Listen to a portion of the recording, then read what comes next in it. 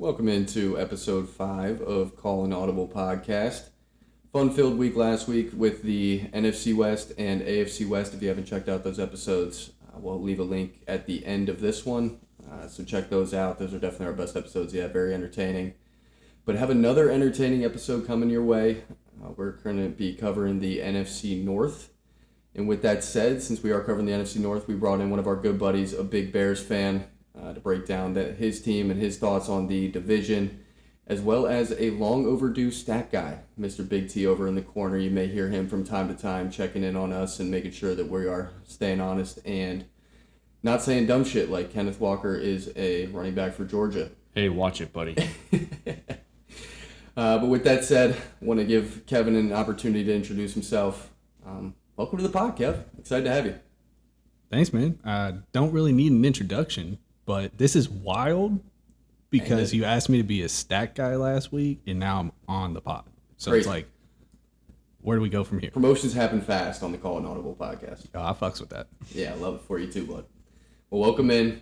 We'll go ahead and jump in, starting with our very own Kevin's team, the Chicago Bears. Going to run through some notable addition and losses, and then get some takes on how we're feeling about the Chicago Bears going into this year. All right, so notable additions, we have Garrett Bradbury coming in, Jedrick Wills, offensive tackle, Devin Bush, linebacker, Kobe Bryant, a safety, and then we got Nevin Gallimore coming over, defensive lineman, Khalif Raymond, wide receiver, Jack Sanborn, linebacker, returning to Chicago, Cam Lewis is a cornerback that they added for some secondary depth, and then with their first-round pick, they ended up taking Dylan Thieneman, dog of a safety coming out of Oregon with the first overall pick at 25th overall. And then some notable losses for them. They ended up losing DJ Moore, wide receiver. He went over to Buffalo. Then they lost Kevin Byard, a veteran safety. He ended up going over to New England. Jaquan Brisker, he ended up signing with Pittsburgh, another safety. A lot of safety losses here. And we lost CJ GJ, Chauncey Gardner-Johnson. He ended up going over to Buffalo. Jonathan Owens, a fourth safety, signed with Indianapolis. Then they lost standout linebacker Tremaine Edmonds. He ended up going over to the New York Giants. Fuck the Giants. And then Andrew Billings, the defensive lineman, went over to Arizona. And then a huge loss for them was Drew Dowman, their stud center. He ended up retiring super young, which is kind of crazy. But I'll go ahead and pass it over to Tyler. How we feeling about the Chicago Bears, Tyler? I have a very high outlook on the Bears, and I feel like that's mainly because of Caleb Williams and Ben Johnson. I know they've lost a lot of players on defense, so they are probably going to take a minor step back. But again, I think it's going to be very minor. I think this offense is going to take a step forward next season, and I'm very confident in Luther Burden and Roma Dunze, as well as Colston Loveland, to keep this passing game going, even with losing DJ Moore, who I love dearly. Finally. Know that.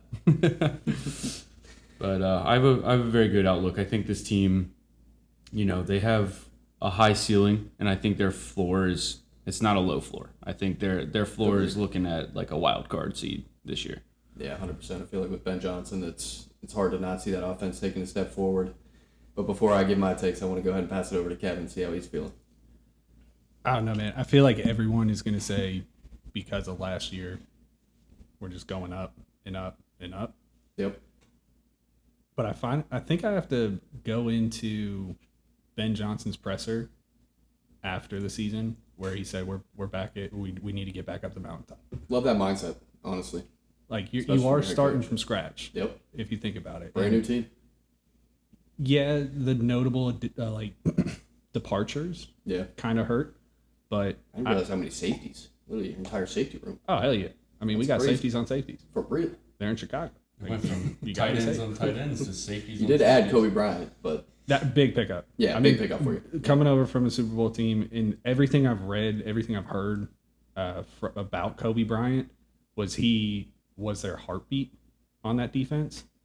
So great to have a leader in the back end, 100%. Really, and then even for Dylan too, it's like you're gonna learn from someone like that. Yeah, that was honestly favorite pick of the draft. Maybe I loved the idea of Danny Dylan Thieneman for the Eagles. It was one of those positions that we needed. Once we lost Reed Blankenship, I was in the safety market and the wide receiver market heavy during the draft, and it seemed like he was not far and away. I know that the Browns ended up taking Emmanuel McNeil-Warren, who I think was another high safety prospect, but he definitely seemed like the standout first overall safety and filling that gap. And that was before I even realized that you guys had lost all 4 of your safeties. But yeah, like Jonathan Owens, mostly a special teamer, right? I think CJ, essentially we picked him up off the street and he was a gadget for Dennis Allen. He'll make some I think big plays that will hurt. Some big plays, yeah. But we just got to stay healthy on the defense, bro. I hear you. I feel like with the defense going in from at least from last year, I think you guys were very advantageous on turnovers, and I think that's not something you can rely on year over year. So are we feeling confident with the defense taking a step in the right direction, or do we think it takes a step back and then Caleb and the offense are going to take a step forward that kind of offsets it, or where are you at with that? It's kind of where I'm torn, right? Because I feel like if we do take that step back, at least for the first month, it's going to be the offense like carrying us. But I don't know. I got faith in Dennis Allen. I really do. Yep. He didn't blink. I mean, last year didn't. we got blown out by Detroit, and it was like, ooh, Yep. It'll be another year. Another year's a Bears fan. Which finally got a quarterback, which is nice. Yeah. What are your thoughts on Caleb Williams? It's Caleb, bro. It's Iceman. You loving him? I never not loved the pick, right? I mean, look, I can finally wear my Bears jersey out and not feel like a fucking idiot. Fair. And I know people are still saying the completion percentage, all this other shit. It's just sucks. I know. But we had like first year in a new offense. Ben Johnson's probably got an extremely complicated offense, which is 100%. But going to be tough, especially from Caleb, who probably has picked up just his natural athleticism has been it's been the way he has played and now he's trying to get into a step-by-step system with Ben Johnson. I think another year in that will be huge for him. Well, I mean, Rome... He's got to hit the layups, man. He wasn't hitting the layups last year at all. Yeah, I mean, but if you look at that, like, some of his receivers just forgot to catch the ball. Like, they would run a perfect route, and then the ball would hit him in the face. Yeah, I think we see a step up from Caleb, and that makes you guys dangerous in a way. I mean, you guys get the first place schedule, which we'll go through in a little bit here and see where we end up. But I think defense, it's hard not to see him taking a step back just with how much you guys relied on turnovers last year.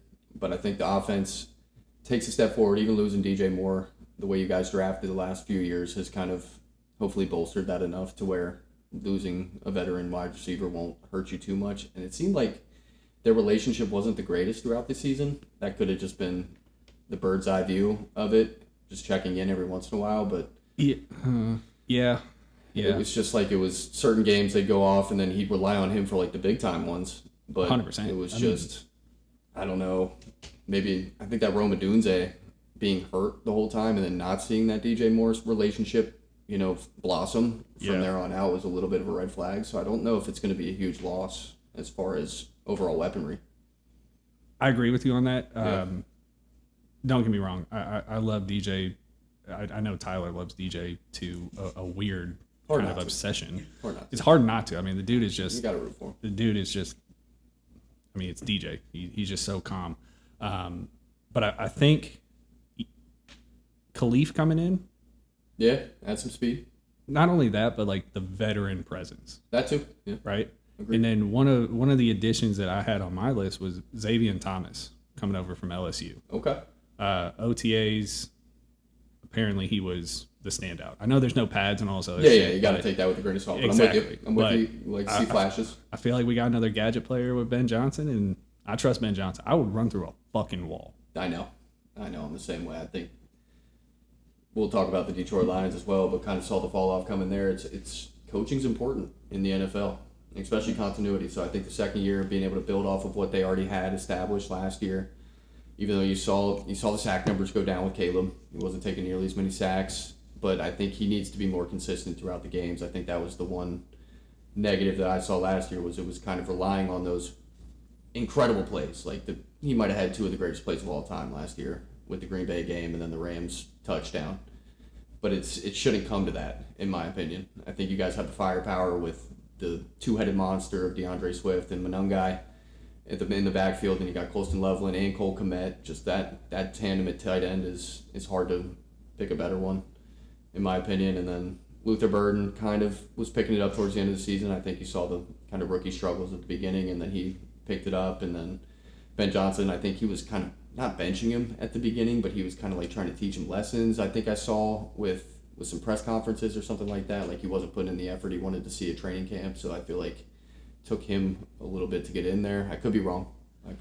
Yeah, I mean, it's also like a rookie coming over and then like getting up to speed with it. So you don't want to don't want to throw him out. Fair. I think Dallas was the perfect time to throw Luther Burden out there. True. And I mean, I'm never going to question Ben Johnson.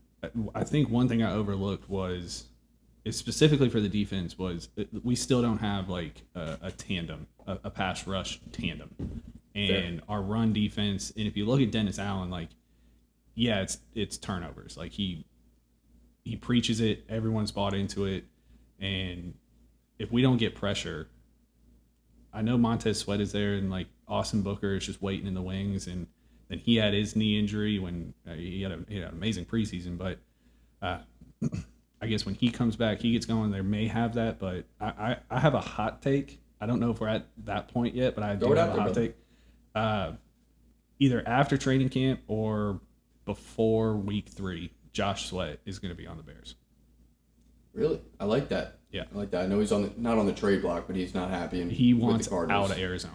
He wanted to go there with Jonathan Gannon. I think that was kind of the main selling point for him, and they paid him well. 100%. They paid him well, but I think once Jonathan Gannon ended up going to the Packers, who we'll touch on in a little bit as well, I think that kind of made it. He's like, I don't want to be on another rebuilding team. I want a Super Bowl. Like I can't wait to get to the Packers. That would be fun. A little sweat. A little sweat. Okay. When we get to the Packers, though, I'm going to talk my shit. I feel it. I'm excited for this, man. This is awesome. Thank you for coming on. Absolutely, bro.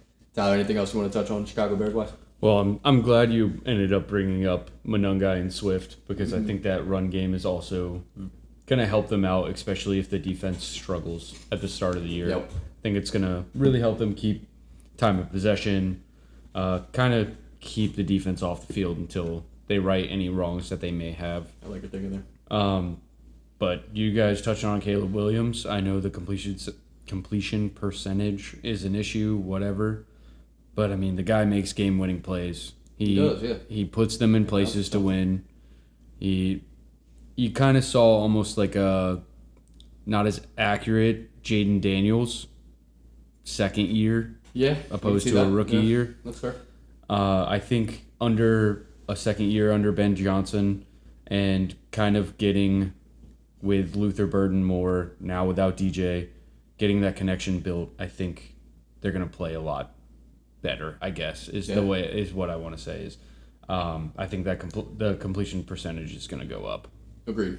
And I think I love that all the weapons we're touching on for them were in the offense last year. Yeah. So you're just building on that. And I think you saw with the Detroit Lions with Ben Johnson, it just kept getting better and better until he left. Yeah. Then there was no fall off. Touching on the DJ Moore situation as well. Yep. I mean, there were videos. He signed the contract, but it seemed like he never really wanted to be in Chicago. Yeah. I think him and Caleb didn't mesh well to start because he was getting frustrated. Yeah. Collin and I have had conversations in the past. The guy's almost always open. Just throw him the fucking ball. But, you have a young quarterback. That's going to happen. Yeah. And he needed to be with a veteran quarterback who understands, hey, even if this guy doesn't look open, he's about to get open. Yeah. And I feel like towards the end of the season when DJ saw what Caleb was capable of, I think it was probably like one of those rubs where Caleb came in like, I'm hot shit. Like, I'm the number 1 overall pick. I'm like that. And then had a bad rookie year with DJ Moore. Yep. And then second year coming in, it kind of started slow. And then, like, you saw it slowly build. But then once he saw what he was capable of, it probably would have gone well. But he's got to be excited to be playing with Josh. Yeah.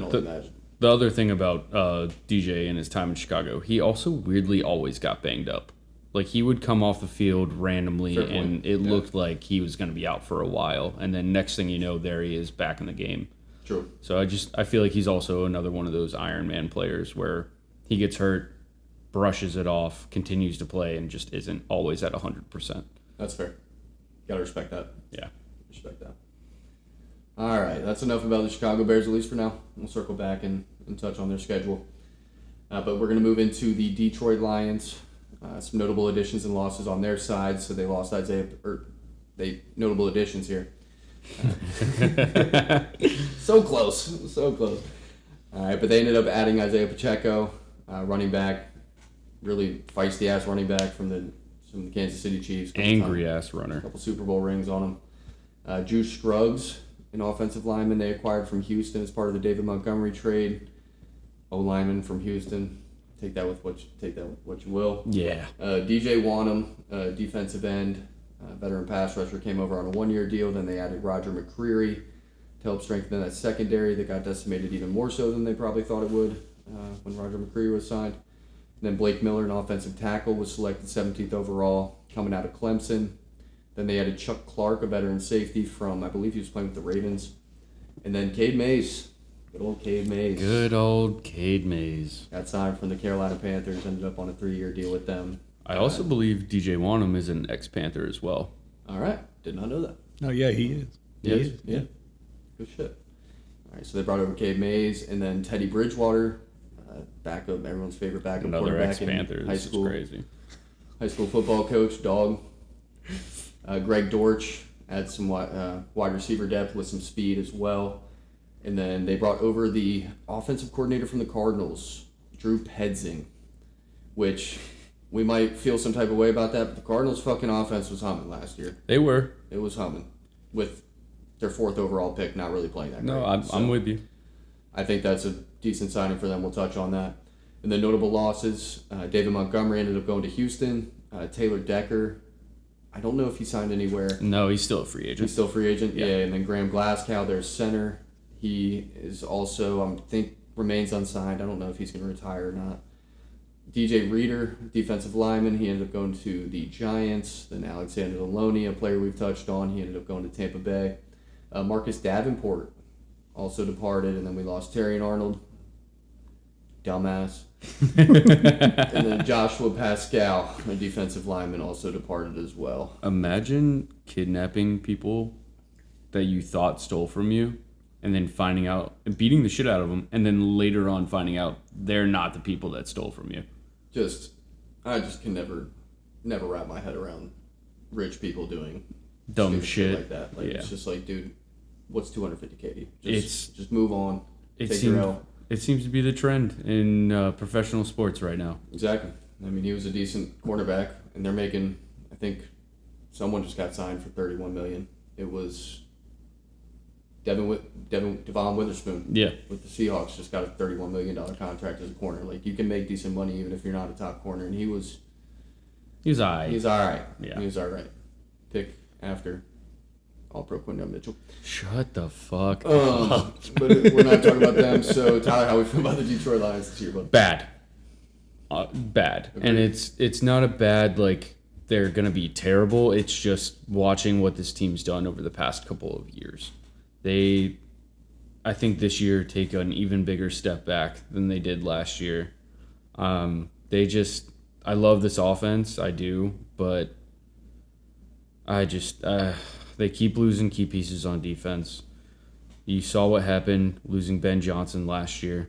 That offense did not look right, and I love Dan Campbell to death. I mean, I feel like 90% of football fans love Dan Campbell. Hard not to. Yeah, but this team, I feel like, is starting to look like we're going to the end of the road for watching good Lions football. It's really a bummer, man. I wanted to see them play in the Super Bowl when they lost the 49ers because Dan Campbell just fourth and fucked them. Yeah, he did. But it's just a bummer. But I saw last year kind of coming. I felt like Ben Johnson was the system. And once you lose a coach like that, it's hard to rebound. You saw they went like, I think it was 6 or 7 weeks with the OC that they hired in-house, and then Dan Campbell ended up trying to take over play calling. Which I respect that. I respect that too. I respect giving it a try, and unfortunately it just didn't work. Yeah. And I think bringing over Drew Petzing will probably make their offense middle of the pack or somewhere in there. I think you're going to see Sam Laporta go off this year, one of those fantasy guys that I think I might be eyeing at some point. Please stay healthy, please. because you got that Trey McBride kind of vibe, and it's just like Drew Petzing had the Cardinals offense not humming, but looking really good by the end of the season. So I think obviously new regime there, so they're gonna pick a new OC, but I like that OC hire. But like you said, they lost a lot on defense, and that's hard to recover from, especially a defense that continues to get beat up by injuries. You have to not expect it to happen, but like it could happen, and you never know what you're going to get, unfortunately. So that offense kind of has to pick up the slack that the defense lays. With Ben Johnson, they could do that, but unfortunately without him, they couldn't. So we'll see if Drew Petzing can come in and make that happen. But the one thing I big up in the air. The one thing I would love to see him come in and do is really unlock Jameson Williams. You have a Ferrari, man. Bro, they got so many fucking pieces on offense. They really do. And you have a Ferrari like Jameson Williams. Get him the ball. Get him touches. He'll do something with it. Yeah. And you get him going, get more attention on him. That opens up more things for Amon-Ra St. Brown. And you got a guy like Isaac Tesla. Yeah, don't sleep on Isaac Tesla. Isaac Tesla. Big TD machine only. He is, man. Jared Goff loves him. He does. Makes some crazy catches. I feel like this offense could look amazing. I mean, they have the pieces. But again, yeah, like we said, it's that defense that's holding me back from really saying anything good about them right now. Yeah, and I feel like a lot of their offensive success was built on that O-line just being fantastic, at least for a good 3-4 years there, and I don't know if it's going to be that same O-line. You lose Taylor Decker, and then Graham Glasgow. And Graham Glasgow. Who's the guy who was trying to come out of retirement last year? That was their center. Was that Graham Glasgow? No. It's that guy? Big T. Big T, but I'll pass it over to Kev. I think the dude's name was like Frank, right? Frank Ragnow? Frank Ragnow. Yeah, that's exactly who it was. Yep. Yeah. Good call. Yeah, you lose him, Decker, and Glasnow. It's just you're starting to deplete. You're starting to look like a shell of yourself. All right, let's get a little biased opinion on the Lions. Yeah, come on. Come in hot, Kev. All right, I don't want to come in too hot. The only thing I will say is I can't wait to start cheering for David Montgomery again. Fair. Like, love that for you. Every time I saw him, I mean, we could call him a vulture, but I feel like he was like their low yardage, like between goal line guy. Yep. Dude, I cannot wait. so good. Like he was my favorite running back. I know that's kind of wild to say, but either way, back to just the Lions. Yeah, the offensive line, having two key starters no longer there. I remember one game, I don't know if it was a Sunday night or what, but they highlighted their draft and they brought in a lot of young guys to kind of be in the waiting. So if their step back is anything, it's a new OC. Like how is Drew Pensig or Pretzig or Pretzel or whatever his name is going to come in? And to your point with Jameson Williams having a Ferrari, like this dude couldn't get Marv going. That's what. Yeah, it's a fair point. Fair point. 100%. But Michael Wilson looked like the goat. Mm-hmm. Okay, I'll give you that That's one. true. That might be more Jacoby. Yeah. Marv. I'll give you that one. But I mean, I don't think they take a drastic step back. I think they're still going to be playoff contenders. I don't think they're definitely not winning. No, the conference. No, No, we're same page there. Playoffs is not going through Ford Field. No, but Hell no. I still got faith in Jared Goff. A lot of people wrote him off. I love Jared Goff. I love Jared Goff too. Yeah, and fucking Dan Campbell. Like, he's not going to let them lose. And if they, I was trying to stay away from Jahmyr Gibbs. Every time he touches the ball, I shit myself. Yeah, he's so fucking He's good, really man. fucking good. I think he's the best running back in football. Bijan. Yeah, they're both up there. Same draft too. 4 picks apart. It's crazy. Just wild. Yeah. Wild what good drafting can do. What the fuck were we doing for 10 I think years? that's where the Detroit Lions kind of started taking a downfall. That draft they didn't miss. And then the next draft, every pick was a miss. Can we have a nice little callback when Collin made fun of the Arizona Cardinals for drafting a running back in the first round? We just talked about 2 very successful first round I running made fun backs of them in for recent. drafting an RB 3rd overall. That's a lot different than 12. Hey, what pick was the Eagles running back taken at? 2. Damn, that's crazy, dude. And he ended up getting franchise tagged twice and then let go. And then had one of the greatest seasons in I'm with you. NFL history and won a Super with you. Bowl. And How did we get here? Weren't we talking How about long ago was the that? NFC North? I just had to do a callback because he made fun of a high running back pick when we were talking about the Cardinals. No, I mean, Jeremiah Love was looked at as one of the best talents in the draft. So I didn't make fun of him. Did I? You did. I did. Stat guy? Pull up an old Yeah, clip. yeah, we need a little old episode. I don't remember making fun of him, but I mean, taking a running back third overall, how'd that work out for the Giants in the long term? Well, their Terrible. GM's a dumbass. I mean, so is the Cardinals GM. Like, what? I'm pretty sure the Cardinals GM just got suspended for gambling too. No, it was the head of scouting. Yeah. Even worse. Yeah, I'm interested to see what goes on with that because you can't. He was betting on like draft picks that they were going to be taking. And Oh, stuff he's like on that rain bet type Smart. shit. Yeah, Cauchy. Yeah. insider information. Does he pick up on the third ring? All right, before we get in trouble for talking about some bullshit, Who's gonna get us in trouble? all the people that listen, dude, we got a lot of listeners. Damn it, I'm sorry. Mm-hmm. Your views are going up. Like that's the That's the hope, man. I can't believe we just We're jumped trying. into this. I didn't even get to say congrats to you two for one going through this shit. Thank you, brother. But then when I fucking put it on when I'm supposed to be working, and I'm like, ooh, I got an hour and a half. It's a dry time for content. Go listen to too. my fucking boys. I don't know. I Views have to just listen keep to going bullshit up. about Jalen Hurts all day. There's just not much going on. They have to like fabricate stories, so it's a good time to bust into the podcast scene a little bit. Yeah. But all right, so we'll touch on where we think the Lions will finish in the division here in a little bit.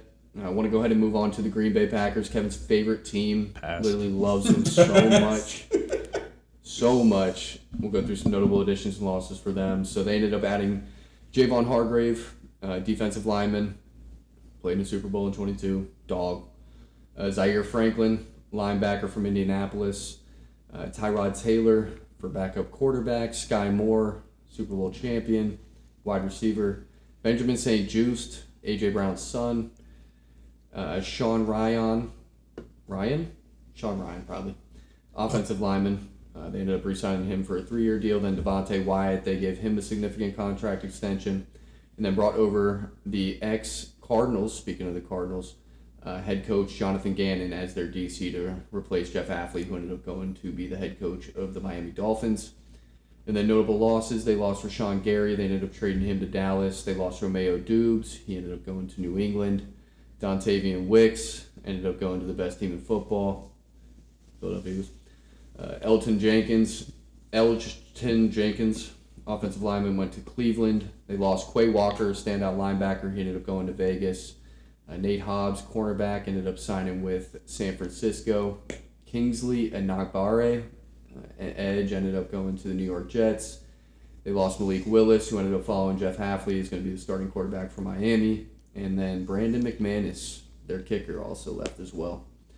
Tyler, how are we feeling about the Green Bay Packers, brother?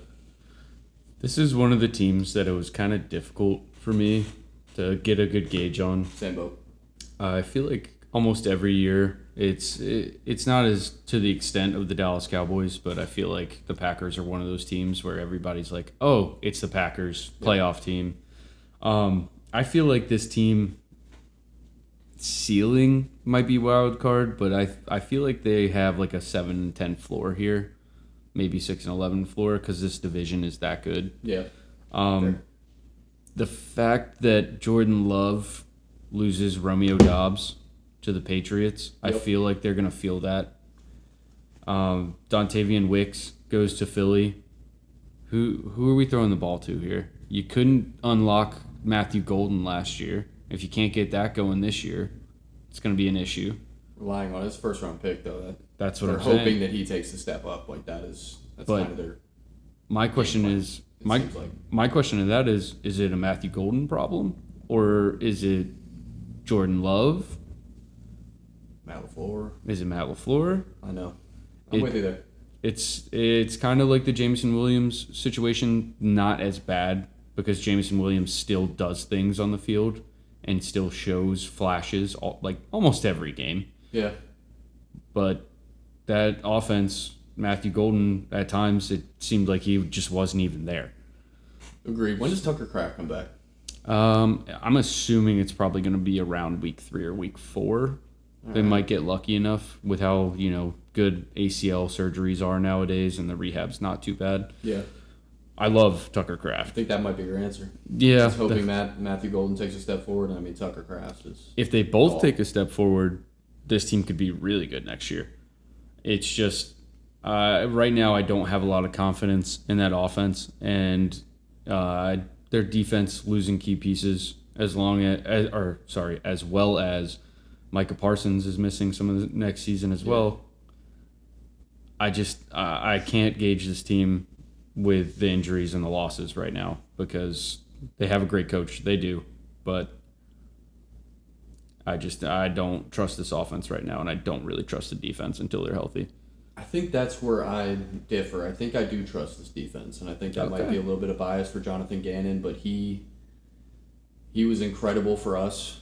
He ended up getting poached by the Arizona Cardinals after our Super Bowl run, but he attacks the quarterback, and I feel like they have the pieces, especially once Micah Parsons gets back. They ended up, they have one of the best safeties in football with Xavier McKinney. It's hard to not think that secondary is in decent shape at the very least, and then they had Zaire Franklin to replace Quay Walker, who was very solid for them. I think that was a big loss on their side. But I have faith that he will get that D-line humming and be chasing quarterbacks, and I'm not as high on Jordan Love as some people may be. Me neither. But we're on the same boat with that. Yeah. Fuck him. But nobody's showing. If I could get a little drum roll here. Our stat guy just hit me with some breaking news. Breaking news? Yeah. That's Big T, baby. Our listeners might know, but Tucker Kraft is actually anticipated to play week 1. Really? Yes. No snap count. No snap count. Wow. When did he Like tear you said, ACL surgeries are getting, I think it was early, week 9. Week 9. Okay. Yeah. Week 9. No, I think that's a big... That changes things a little bit. That's big for them. I think you're still make a good point. They lose Romeo Dubes, who seemed like the safety blanket for Jordan Love, and then Dontavian Wicks, who is known for dropping the ball. I feel like that's why they were okay trading him. Yeah. And I'm worried about that a little bit as an Eagles fan because he's definitely going to be on our roster. We ended up extending him when we traded for him. But you got to hope that Matthew Golden takes a huge step forward. First round draft pick, you got to think the talent's there. They just got to unlock it. And then Tucker Kraft may be the best tight end in football when he's healthy. Which is absolutely. I don't think it might be a little bit far-fetched at least at this moment, but he was on that way. Dude, honestly, in the first 9 weeks last year, what you just said looked like it was true. And great in the blocking game, too. Yeah. And I know we've mentioned Josh Jacobs a few times throughout the first few episodes as we've been going through other people's schedules, but if they have Josh Jacobs, too, they're going to have a good run game. That O-line's solid. Kevin actually informed me that Josh Jacobs got his charges dropped. Like the DA doesn't want to... I guess there's not enough evidence to continue with that. Fair enough. A lot of our takes on Green Bay possibly taking a step back this year. I don't have them taking a step back. I think they finished second. Well, I don't want to give up. You don't want to spoiler alert. I get it. I think they finished second because I love Jonathan Gannon as their defensive coordinator. No, that's fair. He's a terrible head coach, but he's a fucking hell of a defensive coordinator. At wideout, I know they do have Christian Watson and Jaden Reed. But even with Christian Watson, his health also scares me a little bit. 100%. Same with, 100%. if I'm not mistaken, Jaden Reed has missed games as well. Yeah, Jaden Reed mostly goes out with like shoulder injuries. Yeah, they're all dinky little injuries. He ends up missing time. Yeah. But I actually like that receiver core in a way. I think we may be sleeping on the Green Bay Packers a little. I'm not. I know you're not. I know, yeah. Kev, how are we feeling with the Green Bay Packers? Well, no bias. No bias, right? I hope they all just fucking fall off the face of the earth or get relegated. Understandable. Down to college. I don't care. You got that playoff win. Yeah. But you keep saying unlocking Matthew Golden, and Matthew Golden's breakout game was that playoff game. That's fair. He went the whole season with no touchdowns, and then fucking, it's like we couldn't even guard him, right? But no bias. This is my second hot take, and I'm going to do a shameless plug right here. Most of my Bears information, Packers information, just the NFC North information. My guys at Sports Mockery, Eric Lambert, and Ficky, they essentially just take all the stuff they're seeing on the internet, and like that's what their articles are about. Okay. Hot take coming in, Matt LaFleur is gone. either mid-season or end of the season. The Packers are crumbling right now. Their coaching staff got decimated. 100%. Completely decimated. And they have a very interesting organizational structure. So, like, obviously, The fans own the team. that, right? The fans own the team, but they brought in a new president who didn't bring Matt LaFleur and didn't draft Jordan Love. Oh. So, Yeah. if it Fair. gets rocky, He's no out. ASAP, Yeah. he's out. And then they got to figure out what to do with Jordan Love. So, Okay. you're not wrong to be high on him. On paper, they are talented as fuck. Agreed.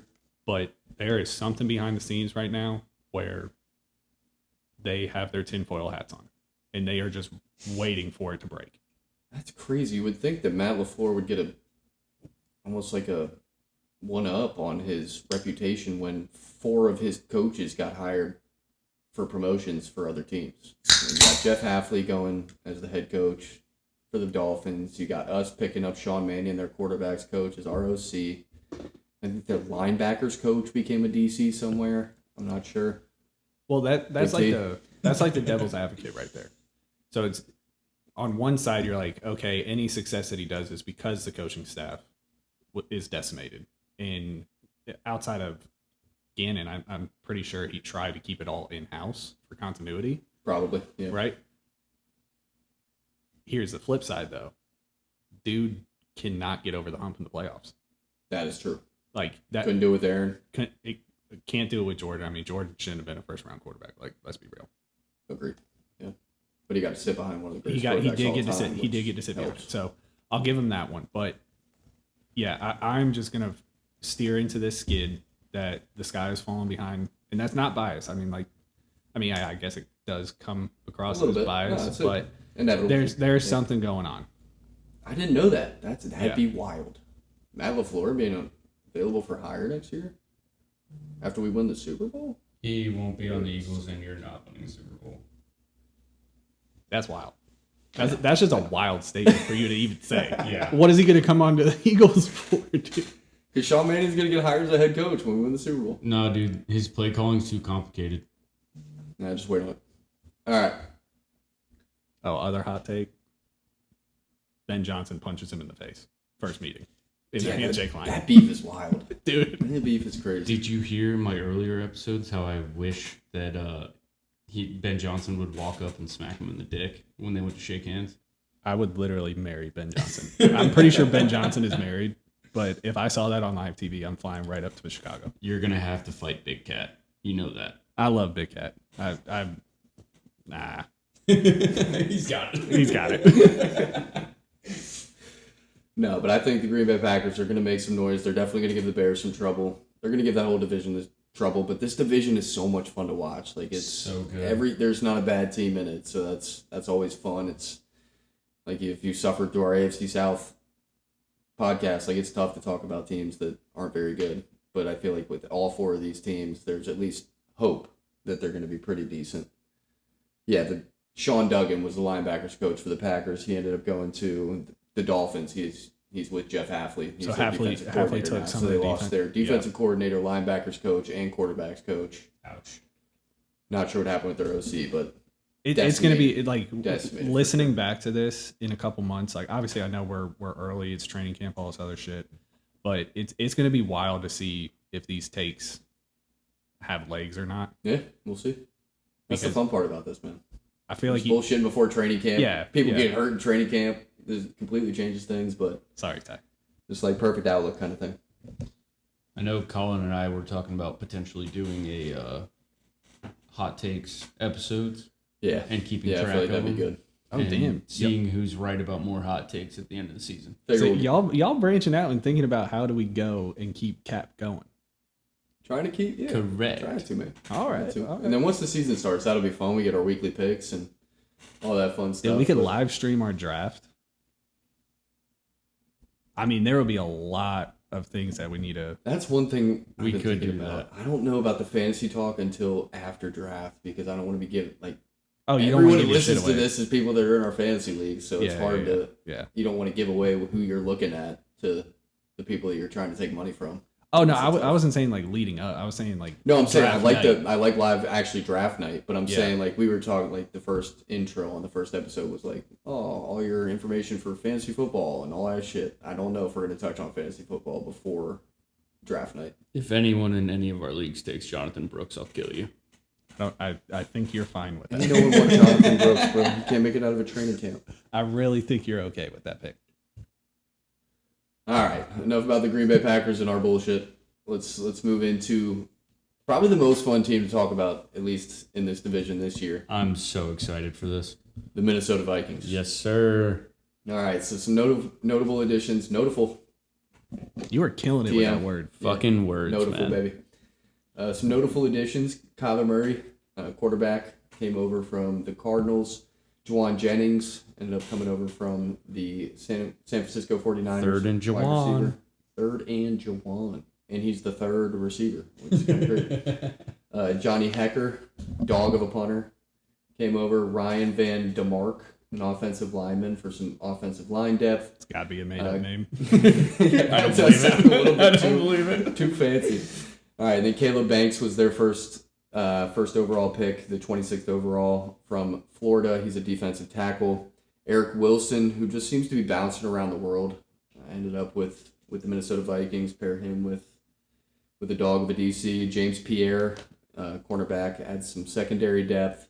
Then they restructured Aaron Jones' contract to keep him with the team, and then Carson Wentz was re-signed as some veteran quarterback depth. Love that. Yeah, Carson Wentz, Pennsylvania, baby. Notable losses. Jonathan Grenard was an edge. They ended up getting traded to Philadelphia. Jonathan Allen, defensive lineman, signed with Cincinnati. They had Javon Hargrave last year. He ended up going over to Green Bay. We touched on him a little bit earlier. Harrison Smith ended up departing. Oh, Future Hall of Famer. Fucking Yep. dog. 100%. Doing it for the boys. Notre Dame, baby. Ryan Kelly, their center, he ended up retiring. Jalen Naylor, we touched on him in the last episode, signed with Las Vegas. Going to be their wide receiver one. Ty Chandler, some running back depth for them. He ended up going over to New Orleans. Then they lost Jeff Okuda. He ended up going, I think he's a free agent as of now. And then Fabian Moreau, the quarterback, also departed. How we feel about the Vikings, Tyler? So I think we've kind of touched on it in prior episodes. Mm-hmm. We're both pretty high on the Vikings this Yep. season. And Kyler Murray is actually why we're pretty high on the Vikings this year. I agree with that too. Hasn't won the job yet. He hasn't, but let's, I mean, come let's be real. on. Yeah. What are we doing? Mr. Handoff. Let's just talk about this like we're assuming that Colin Murray has that job. 'Cause he probably That's what I was fucking planning on doing. does. Yep. The guy throws a beautiful ball. He knows how to scramble. He knows how to get out of trouble. But you're in an offense with Kevin O'Connell. You're not going to have to evade pressure as much as you did in the past. Nope. And then you're looking downfield, and you have T.J. Hawkinson, you have Jordan Addison, and you have fucking Justin Jefferson. Someone is always open. Yeah. And then you have a guy, a savvy vet like Aaron Jones, who knows how to pick and choose his spots to get open when you need a dump off. Has to stay on the field. He does have to stay on the field. Yeah. I agree. Jordan Mason. Jordan, is yeah, solid. but Jordan Mason, Eh. receiving wise, No. he's no Aaron Jones. No. But I feel like if Kyler looks any bit like he has in the past, this offense is just going to hit the ground running. And Fair. I will be so happy to see Justin Jefferson not have to go through another season of torture. I mean, that was probably his first season of torture. Yeah, one season of torture is too many seasons of torture when you're Jay Jettas. That's fair. It was him and Jamar, who's 1 and 2, and then last year, obviously, Jamar takes over that one spot. Yeah. And Justin, even if you watch the games, he's still right there. It's just didn't have a quarterback to get him the ball. He's no Jalen Rager. Imagine if you guys didn't fuck that up. Carson Wentz might still be our quarterback. Yeah, that's very true. But I don't know. This defense, Brian Flores, we're looking at a team who could very easily win this division, and it's one of the hardest divisions in all of football. You have a team who, if they get it together If what we think is going to happen actually happens, they could actually be a contender, a real contender. Yeah. And really, it's just if Kyler can stay healthy, if Kyler looks like old Kyler, and, you know, he doesn't have an OC that for the first 10 to 12 weeks of the season makes him look like a great quarterback and then just falls off a cliff. Fair. And was it Cliff Kingsbury? Yeah. Yeah. I'm so excited to watch this team. I am too. One thing I worry about is this is a lot different type of offense than Collin Murray's used to running. I think it's a lot of timing, like similar to just like that West Coast. You saw Sam Darnold, you saw Kirk Cousins thrive in it, but they're different quarterbacks than Collin Murray. And I think it adds an element for Kevin O'Connell, but it's also He's a quarterback whisperer. an aspect that is he? Okay. Fucking 9? Don't judge him for JJ McCarthy. I mean, that was I'm I was judging high on the the Vikings fuck out of last him year for because it. I thought that Sam Darnold's success was linked to Kevin O'Connell when it was really Exactly. Sam Darnold. Yeah. So it's with the way 9 looked last year, JJ McCarthy, can't even fucking call him that. Sorry ass. It's hard to think that it's Kevin O'Connell is all the success is coming from him. So Like, I gotta see it to believe it. This is where I have a little bit of pushback, is how much of that do we think is actually KOC and not ownership in the GM for a first-round pick? I mean, he's got to have a say in that, man. He He's the head does, coach. Dude, he was pounding the table Yeah. for I- JJ McCarthy. I understand, but at the same That falls on time, him for sure. At least some. we can't put all the blame on him. The GM also still has to make that decision of not bringing back Sam. Fair. Ownership has to sign off on it. I understand what you guys are saying, but from what we've seen in the past outside of JJ McCarthy, the guy knows what he's doing with quarterbacks. Agree. And Yep. you give him a quarterback who has shown that he can be a top, 10 to 12 quarterback in the league Yeah. at Yeah, his times? height. Yeah. Yeah. We're 3 or 4 years removed from that. Like, Yeah, that's but the problem. he's shown flashes since and then got hurt. Yeah, he gets hurt. So if he stays healthy and puts Stays off the together, video games. yeah, stays off of Call of Duty. But if he stays healthy and puts a full season together, and you know Brian Flores is going to have this defense where they need to be, this team can be scary. Agreed. No, I'm right there with you. I think they're a sneaky pick to win this division. They Which are. is kind of crazy to think about because their quarterback is a question mark at the end of the day. Like Kyler Murray, we're both high on him, but for the last few years, he has been either not on the field or when he's been on the field, it's been up and down. So you got to hope that he benefits from KOC's coaching and he can fall into that system and run it the way that Sam Darnold and Kirk Cousins could. They're more pocket passers. He's more of a scramble till someone's open or Watching him run, not very big on timing. watching him run is one of my favorite pastimes. I know. Little scurrying motherfucker. It's so much fun to It's watch. crazy. It's crazy. But I do want to say I don't know who's coming off the edge for them at this point. We ended up with Jonathan Grenard, who only had 3 sacks last year, but his pressure rate was up there, 100%. Like I just don't know who's going to replace that production. We only traded him a 3rd-round pick. Andrew Van they Ginkel. have Jalen or Dallas Turner, don't they? Yeah. They have Dallas Turner Dallas and Turner. Andrew Van Ginkel. Andrew Van Ginkel's that's a good story. That's Yep. a good story for sure. All right, well that's 2, but I mean you gotta have some edge depth. And Andrew Van Ginkel was a linebacker turned edge rusher. Like Vic Fangio turned him into an edge rusher in Miami, and then he ended up going to the Vikings and had some success with Brian Flores for sure. But he's more of like a Zach Bond kind of vibe, Agreed. in my opinion. Looking at their depth pieces for edge rusher, it's Bo Richer, Tyler Batty, and Chaz Chambliss. I don't know any of these I have people. never heard those names. I don't think they were probably not on the roster. But what? Who? Yeah. Bo Richer. Bo Richer. I mean, that's a name. Tyler Batty, I mean, I'll root for him.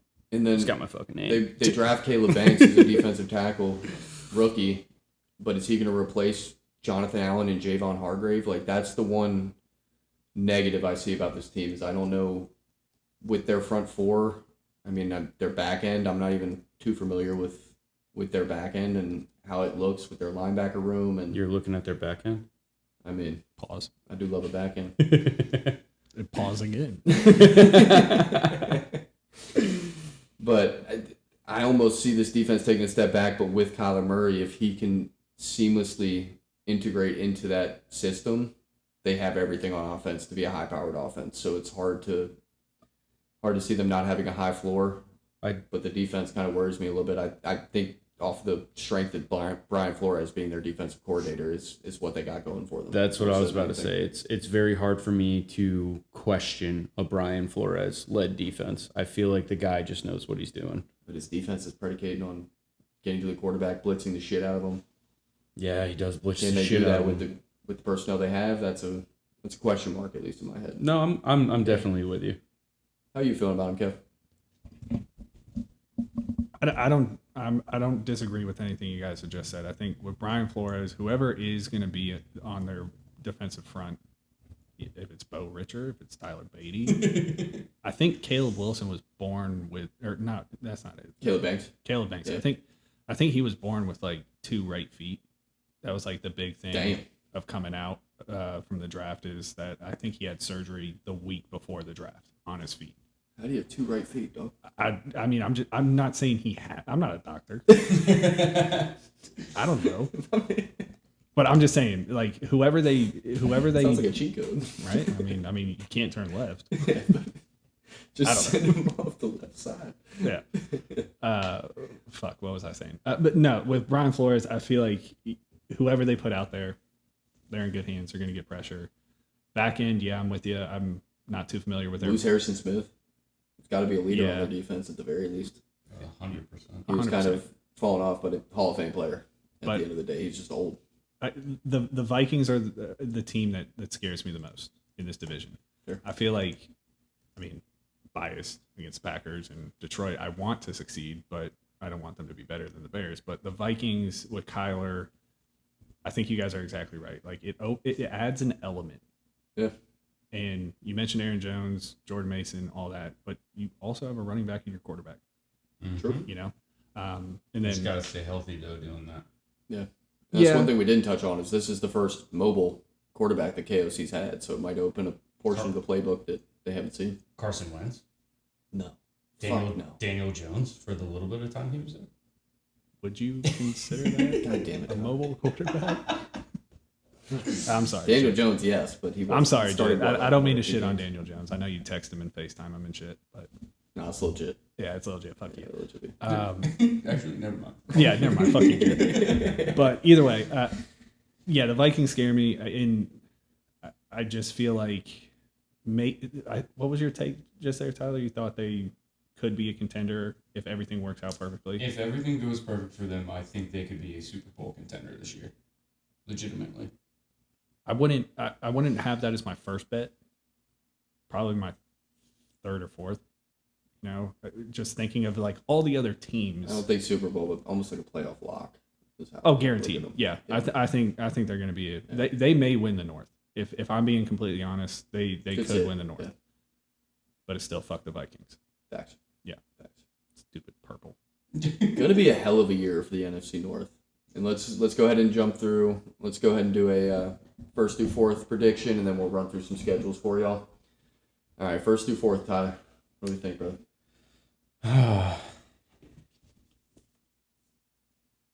I have the Bears winning this division. Really? Yeah. I have Again? I have the Vikings coming in second. The Packers coming in third, and the Lions finishing last. Or no, I'm sorry. Lions finishing third, Packers finishing last. Wow. But I also We differ a lot. I also made this prediction before going over the Packers like we did today. And my take has changed.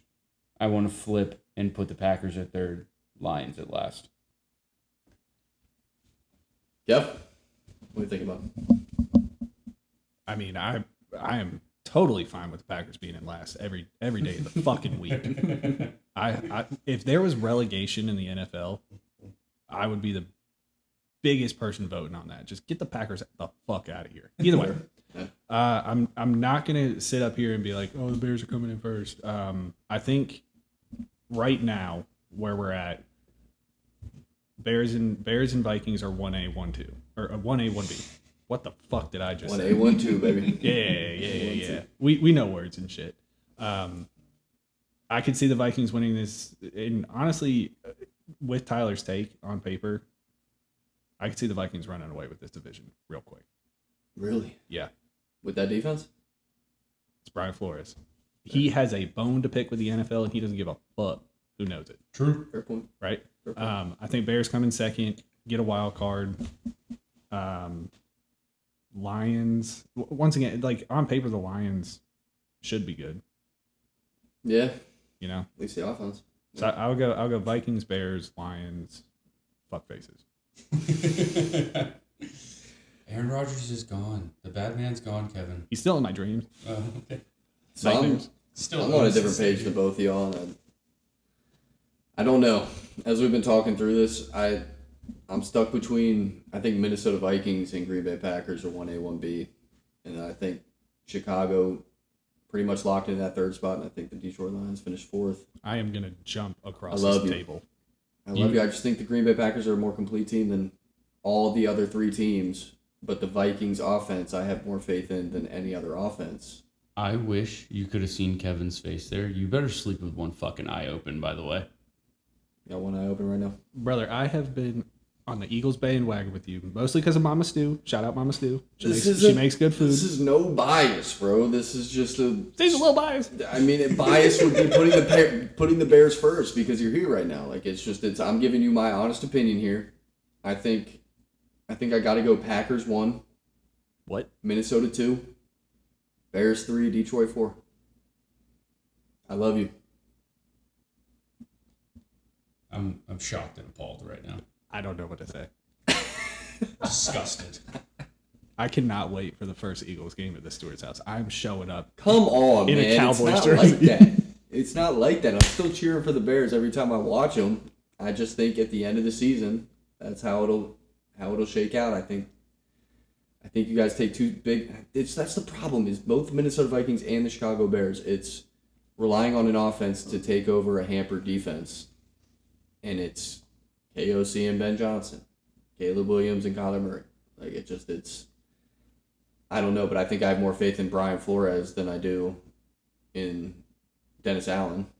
So I do that's kind of my thought process there. Yeah. I have a ton of faith in Matt LaFleur, not to win playoff games, but to win games during the regular season. I have a ton of faith in Jonathan Gannon from personal experience and the personnel that he has to work with. He knows him personally.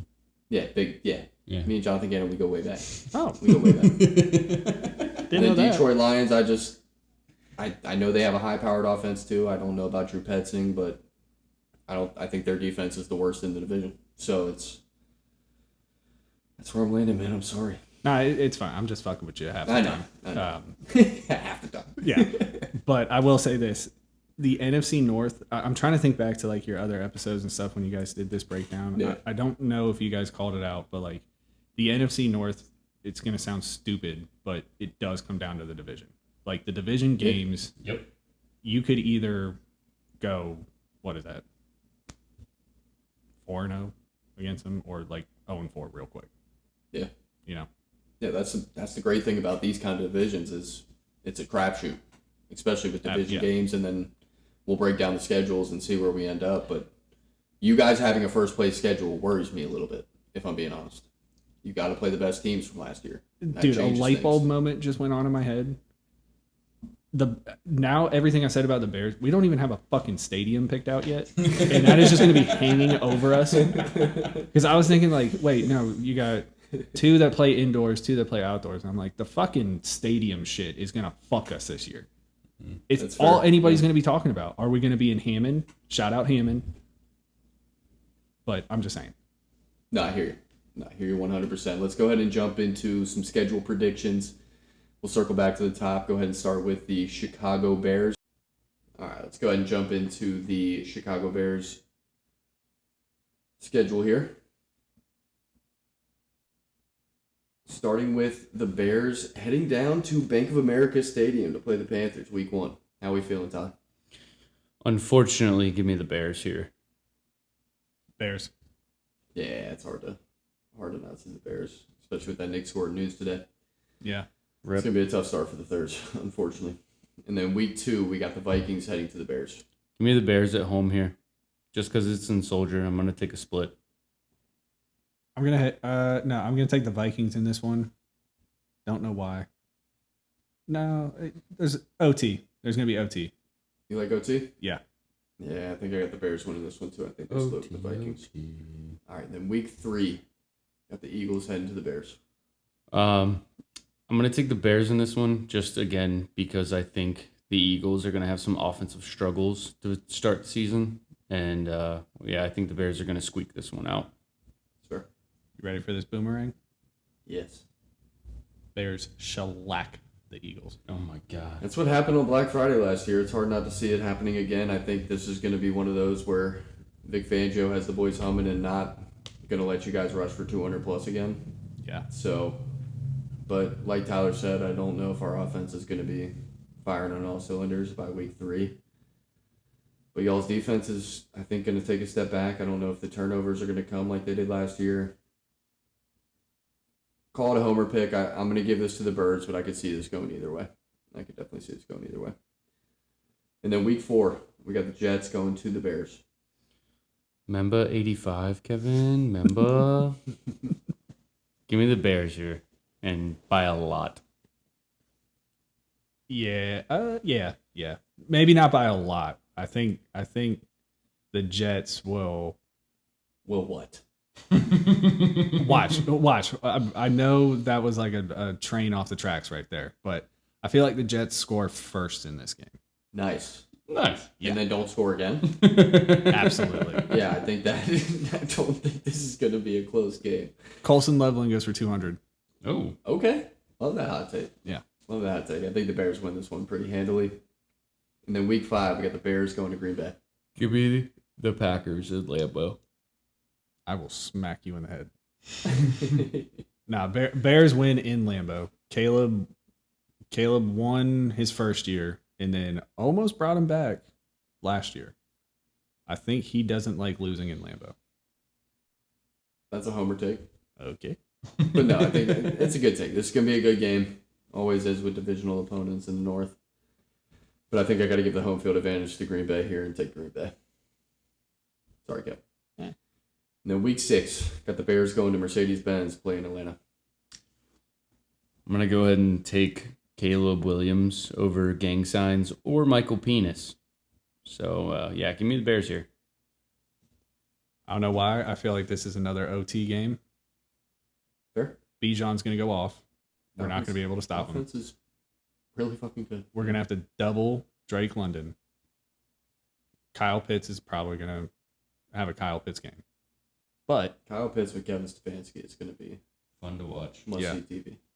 yeah, but I do feel like the Bears pull this off with a Cairo Santos either game-winning kick or OT. Yeah, I think this is a close one. I think you got a good point there, Kev. Hard time not taking the quarterback advantage here, though. I'm going to go with the Bears. Then week 7, we got the Patriots going to Chicago. Give me Caleb Williams and the Bears in this one as well. In Chicago, I think Caleb is going to show Drake May why he was the number 1 pick. Yeah, Patriots embarrassed the Bears when it was Caleb and Drake's first year, and Caleb does not forget. So let me go with the Bears on this one, but I'm keeping my eye on the record. Yeah, it's another tough one for me. I kind of resort to home field advantage in these tough ones, and I think I'm going to do that here too. I think I'm going to go Bears. I think it's going to be a close one. That's going to be a fun one watching those two quarterbacks duel it out a little bit. And then week 8, we got the Bears going to Seattle. With the losses of Kenneth Walker and not knowing where Zach Charbonnet is going to be at this point, I'm going to go ahead and take the Bears in this one. Sure. I wish I could be in that camp.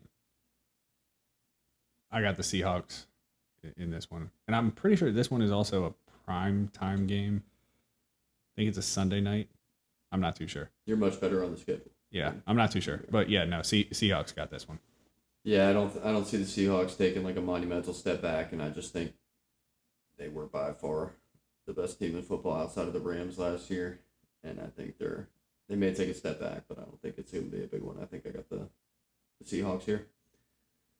And then week 9, I got the Bucks heading to Soldier Field. Give me the Bears at home, but in a shootout. I think I have the Bucks in this one. I'm looking at the bye week coming up, and Yeah. I feel like whatever happens up in Seattle is going to be a hangover. Fair.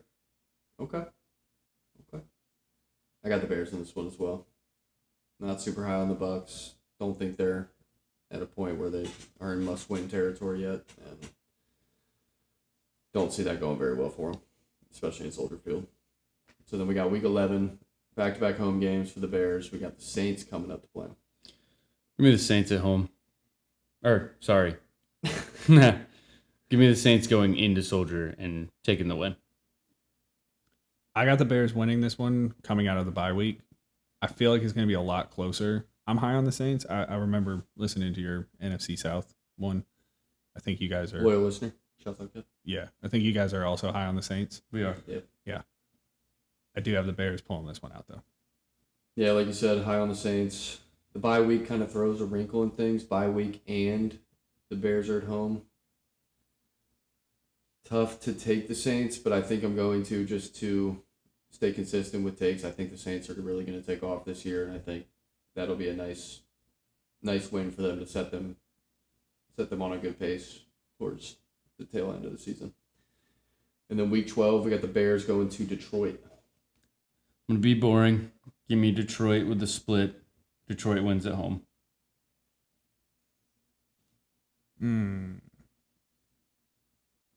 I got the Bears winning at Detroit.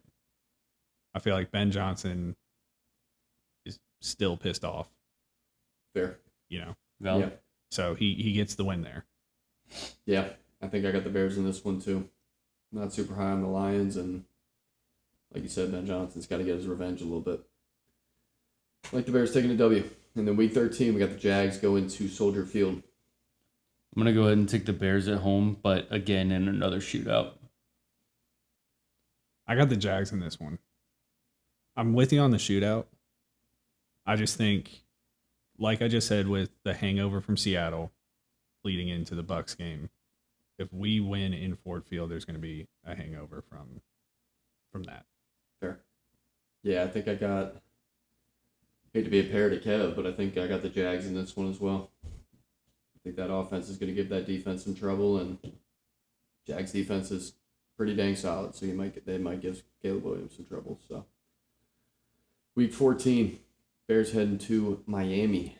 Getting some warm weather in the middle of the season. Remember Ditka, Kevin? You remember? Remember Walter Payton, Kevin? Remember? Yeah, give me the Bears here and by a lot.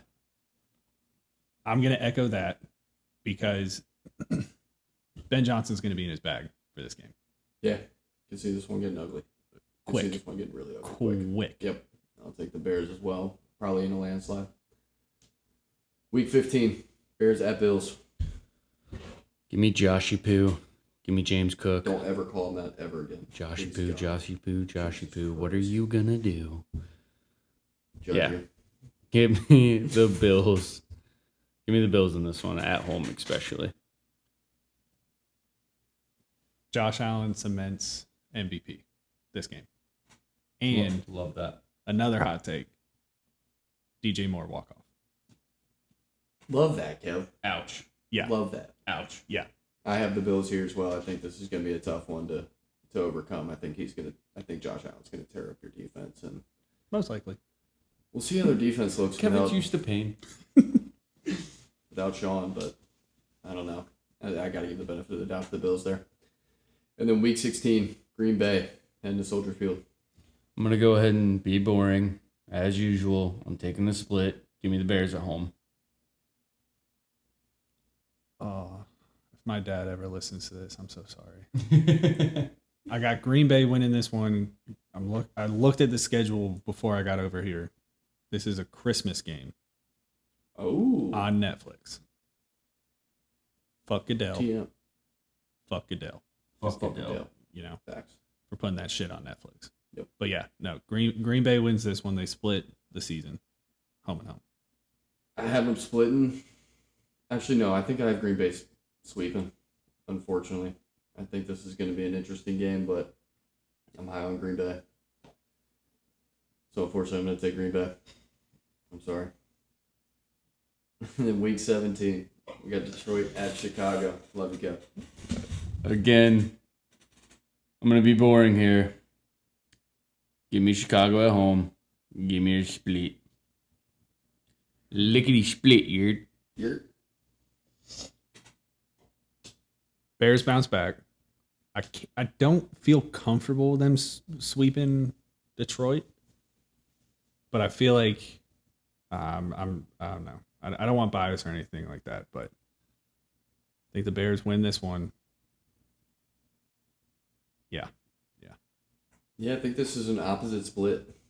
I had the Chicago Bears winning in Ford Field, and I think I have the Lions winning in Soldier Field. I think they're just not going to be in the playoff race. This is just going to be one of those where they want to win to shove it up Ben Johnson's ass a little bit. Whoa, pause. Pause. Can I be there? But, but yeah, I'm going to take a loss there.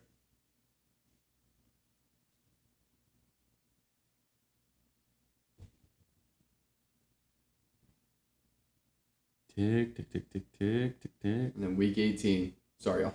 I got Bears at Vikings. Had one of my predictions. Again, go ahead. Call me boring. Give me the Vikings at home. Give me the Speed. I think this gets flexed to Sunday night for week 18 because the Bears and Vikings are playing for the division. The Bears. I'm going to take the Bears in it. It could go either way, though. Yeah, it's another one. It's going to probably be a fun one, especially because I think both these teams are going to have something to play for at the end. But I think I have the Vikings taking this win here. And I will give the Bears a loss for their last two games, Yikes. unfortunately. Damn. So I have them finishing at 9-8. Tyler, where are you at? I have the Chicago Bears finishing at 12-5.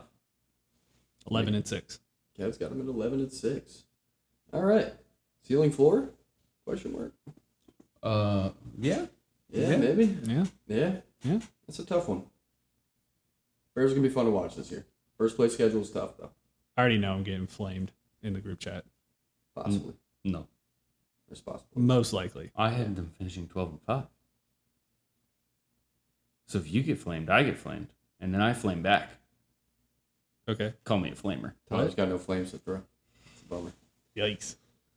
All right, moving into the Detroit Lions schedule. We got them starting off Saints at home in Ford Field.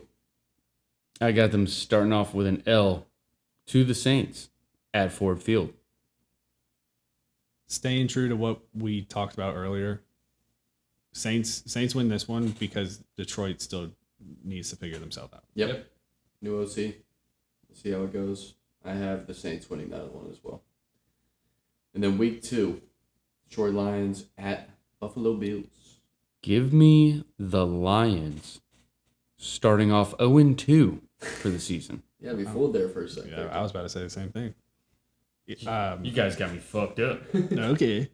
Well, no. One thing to keep in mind for this game, though, this is the Bills' new stadium. It's their home opener at the new Good stadium. point. They're not going to lose Good that. point. It will be an interesting game, Yeah. but Fun one. yeah, Buffalo pulls it out. Yeah, it should be a fun one. It's a great point on the new stadium. I don't see them losing their first game in the new stadium. I got to go Bills. And then week 3, Jets at Lions. Give me Jared Goff. Give me Jahmyr Gibbs. Give me Sam Laporta. Give me the whole damn offense popping off this game. Give me the Lions and by a lot. Love it. Yeah. The Lions figure something out this week on offense. Who knows if it carries over? But why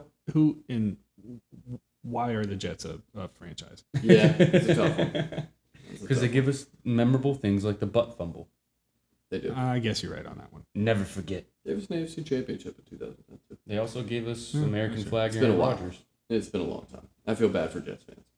I have a buddy that's Jets fans. Ugly for him. Unfortunate. But I think this is a get-right game for the Lions. After starting 0-2, I think they're going to beat the brakes off the Jets. Kind of get back in form a little bit. And then week 4, Lions at Panthers. Keep pounding. Give me the Panthers here, and in a close one. I'm sorry, bud. No. I just feel like with, was that Icky and... Nicky Kwanu, Taylor Moton, Nick Yep. Swarton. Yep. I just feel like that's rough sledding for the Panthers to start off. Why do you hurt me? What? Still have DB. That's But true. no, I'm with you there 100%. I think I want to take the Panthers just being the second team, but I just, with the injuries they're dealing with, I don't see them overcoming a high-powered offense like the Lions. So I take the Lions week 4. And then week 5, got the Lions heading to Arizona to play the Cardinals. Give me the Lions winning in Arizona, but give me a fucking shootout. Love that. Jeremiah Love breaks out to the scene in this game. Yeah. But Yeah. I have the Lions winning this one. Yeah, I think Yeah. I'd have the Lions winning this one too, but that will be a fun game. I think that's going to be great offense versus great offense, and see where it ends up. But I think the Lions end up taking the win. Then early bye week for the Lions, and then they're heading to back home. They're going to play the Green Bay Packers. How do we feel about that? I'm going to go ahead and take the Packers to go on the road to beat the Lions. I could not care less about this game. If I'm being honest. It's tough to do with a podcast, you know. Yeah. Still got to Yeah, I mean, yeah. pick one. Tie? I mean, a tie would... I'd be fine with Tie that. would be fun. Do it. No, I don't think there's any way. But I will say the Packers squeak this one out.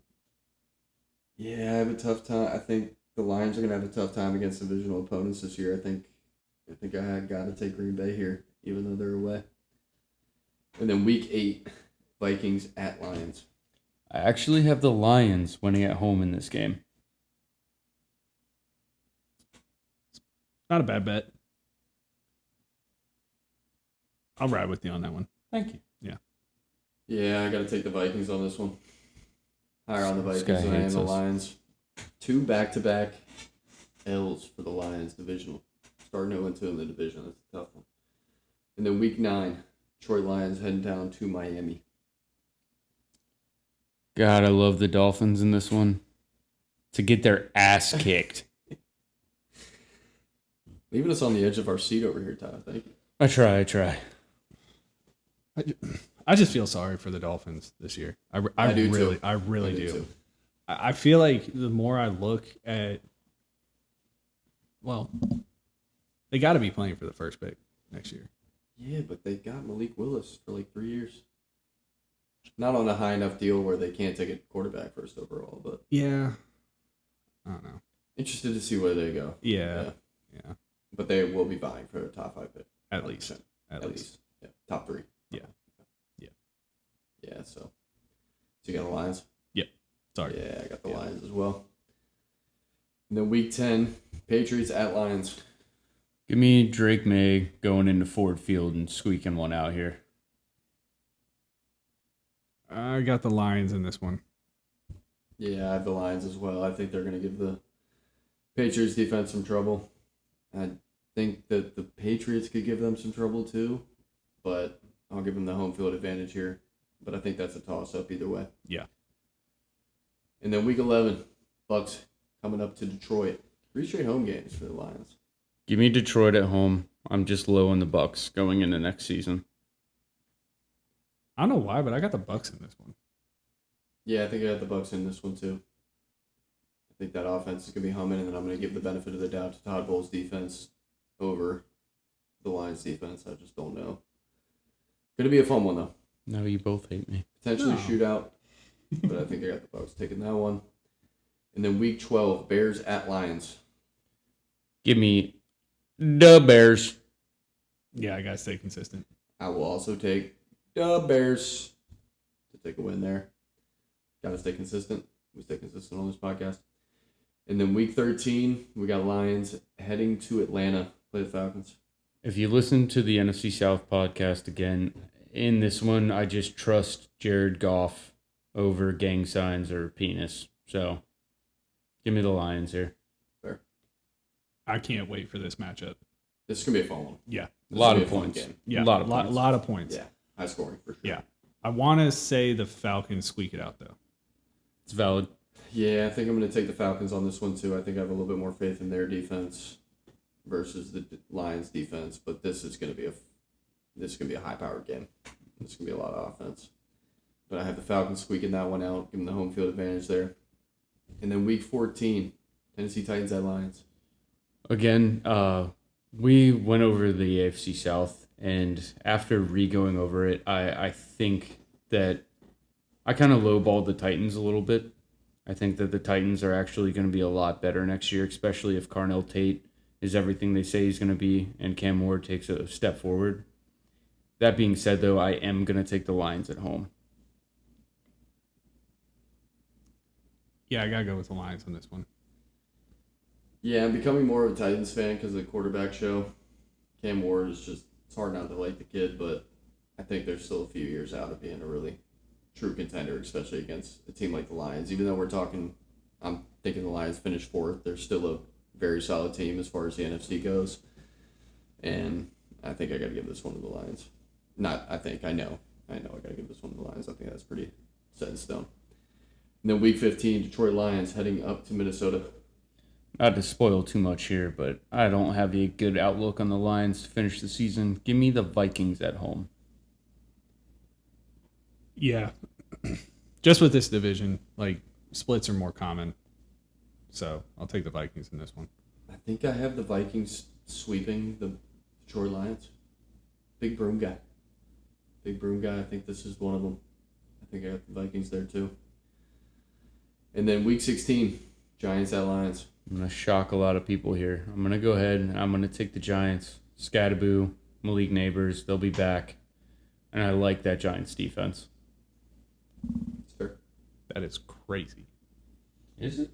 Fair but insane at the same time, yeah. Yeah, that is crazy. Neighbors will be back. Hopefully he's back in 100%, right? He's electric. Should be. Scattaboo will most likely not remember his... Both of them coming off serious injuries, and Cam Scattaboo might have 10 concussions in his lifetime. At least. I mean, at least a Baker's does it. Yeah. It just makes them stronger, guys. I don't think that's... I don't think that's how it works. It's his superpower. He bangs his head on brick walls and trees. He does. I would not want to be around that. I love it. I love it. Love the energy. You got Lions? Yeah. All right. Yeah. I think I got Lions too. Yeah. Yeah, 100%. And then week 17, Lions at Bears. I'm going to take the Bears at home here. Gotta stay consistent. I took the Bears. I think I got to take the Lions in this one. I think it's a good split opportunity for the Lions. It's a little switch up. What a piece of shit. Anti-home field advantage. Bears taking the win in week 12 in Ford Field. Got in week 17 taking the win in Soldier Field. He likes to hurt you. I know. I love you, Kev. Love you, Kev, always. And then week 18, Detroit Lions in Lambeau Field. So again, I foreshadowed this. I have the Lions going on a 4-game losing streak to end the season. Give me the Packers at Lambeau. Once again, I do not care about this game. You should. It probably matter for you guys. If both of them lose, like, I'm cool with that. Another tie. a tie in week 18. Only the NFL fans would lose that. Fuck the Packers. Let's go Lions in this one. Respect. I respect that too. But I'm high on the Green Bay Packers, so I got them sweeping. Couple sweeps by the two other good teams in the NFC. He is a big broom guy. Yeah, he Big is. broom guy. He is. He loves fucking Keep it clean. brooms. Gotta keep it You do keep it clean. He does kind of look like a witch a little bit. slightly. Damn. You wouldn't know because we don't have cameras, but soon to come. All right, moving into the next team. We got Whoa, the Green whoa, Bay whoa, Packers whoa, whoa, schedule. whoa, whoa. Oh yeah, my fault. I have My the fault. Lions at 7 and Jump 10. in the gun. Jump in the gun there. That's on me. I have the Lions at 9 and 8. I have the Lions at 8 and 9. All right. Good stuff, boys. Yeah. All respectable. Yeah. All respectable. All right, then moving into the Green Bay Packers schedule, we got Week 1, Green Bay heading up to Minnesota. I have Green Bay going to Minnesota and taking their first loss of the season. That would make sense because it's week 1. That is true. Thanks, Captain. Okay. All right. We're just all friends here. I got the Vikings in this one. Yeah, I think I got the Green Bay Packers in this one. Just high on them. I think they're going to start the season faster than Kyler Murray, and we'll see how things go. Then Week 2, Green Bay going into MetLife Stadium. Hopefully coming out injury free. I really wish we didn't have to cover these fucking games sometimes. Give me the Packers here by a lot. This is gonna sound insane. Remember when you just called me insane? Yeah, give me the fucking Jets in this one. Oh my God, Kev. Buddy calls me insane. There's bias, and then there's taking the Jets against the Green Bay Packers in Week 2. This guy came at me for Giants beating the fucking Lions. He did. He did do that. Hey, man. Hey, our crazy takes are both New York teams, so Hey. wild. Yeah. Yeah, I just can't get on that wavelength, Kev. I don't know what you're seeing that I'm not, but I got to take the Green Bay Packers in that one. I'm seeing fuck the Packers. I mean, that's fair. That's fair. In big, bold letters. We'll see the bias come out in a couple episodes. And then Week 3, we got the Falcons going to Green Bay. Yeah, give me the Packers here. I could see the Falcons winning if their quarterback play is good, but as of right now, I have more confidence in the Packers roster. Sure. Green Bay at home. Especially if I call the Jets beating the Packers. They are not going to lose at home. Yeah, it's hard not seeing the Green Bay Packers winning at home a majority of the time. This will be another fun one, though. I feel like any Falcons game is going to be high scoring, regardless of what defense they're going up against. 100%. Yeah. So I think that'll be fun, but I think I'll give the home field advantage to Green Bay there. Give them the win. And then Week 4, we got Green Bay heading down to Tampa for a hot one. Yeah, I don't care how hot it is. Go ahead and give me the Packers here. Yeah, I got the Packers in this one too. It's weird because like I just took the Bucks to beat the Bears, You did. but I don't know. I can't get a good read on the Bucks. I don't think neither. anybody can. We're not very high on them, Yeah. at least. Tyler and I will also take the Green Bay Packers there. I think they get a win, even though it's from in a way. Nice words. And then Week 5, we got the Bears heading to Green Bay. Remember Aaron Rodgers, Kevin? Remember? Really? Remember the bad man, Kevin? Remember? Give me the Packers at home here. I hate you.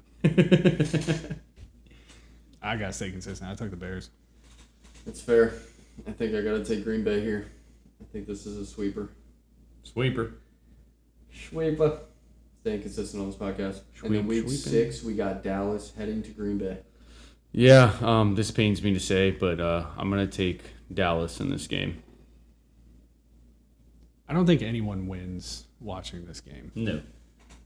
But I think you had a take earlier where you said like Green Bay was slowly becoming Dallas. Yep. They're like, oh, it's our year every year. Nah. Nah.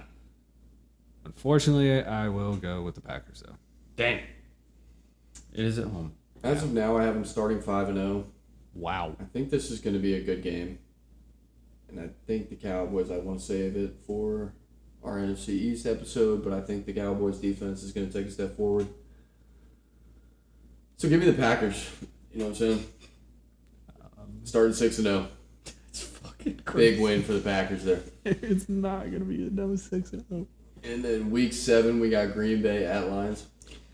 Actually going to take Green Bay here.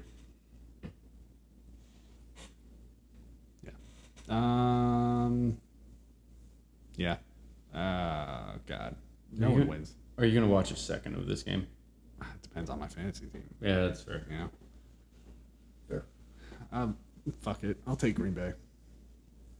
Yeah, I have Green Bay sleeping the Lions. Staying consistent. We'll go Green Bay. Oh, and because I took him. Green Bay's off to a hot start on this. How am I forgetting who Yeah, I'm it's picking? crazy. This is Green Bay fucking off to a hard. very hot start on this screen over here. Well, we And know then week that's 8, not a true screen. We got Panthers at Green Bay. Keep pounding that ass. And Jordan's going to love it. Give me the Panthers here. That was a good play on word. Thank you. I'm also going to take the Panthers because I will watch that Jordan Love fucking throw from last year over and over again. That was one of the worst plays I've ever seen in my entire life. We made him look like a baby back bitch that game. Yeah. Not to mention, Ike Ekwonu was throwing around Micah Parsons. But you won't have them. There's no Yeah.